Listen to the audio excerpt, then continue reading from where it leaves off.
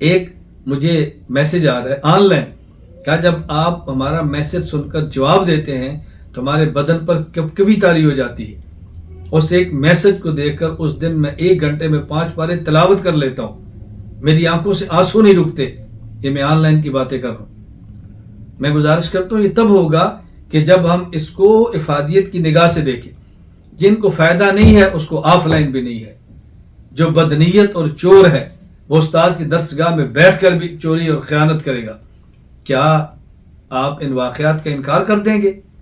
کیا ان واقعات کا انکار کر دیں گے کہ طالب علم درسگاہ میں بیٹھا ہوا ہے، موبائل اس کی جیب میں ہے، اوپر اس نے رومال رکھا ہوا ہے اور درسگاہ میں بیٹھ کر بھی کرکٹ کا میچ سن رہا ہے، استاد سے چوریاں کر رہا ہے؟ آپ بتائیں۔ اور یہ میچ چھوڑ کے سبق پڑھ رہا ہے، ڈرامے چھوڑ کے سبق پڑھ رہا ہے۔